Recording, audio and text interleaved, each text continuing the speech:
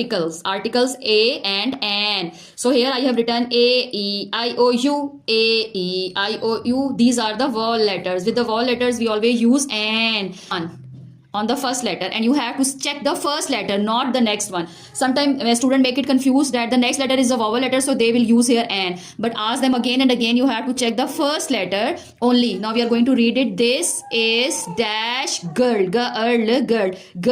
Is this vowel? A? No. E? No. I? No. O? No. U? No. So this is what will come here? N? No, it's G is a consonant letter. Look here, here is a G. Circle this and write here what will come here? A. This is a. This is a girl.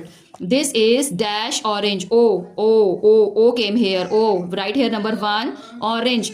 A, E, I, O. O. Yes, it's a vowel letter. Write here V and write here N. N orange. This is an orange. This is dash X.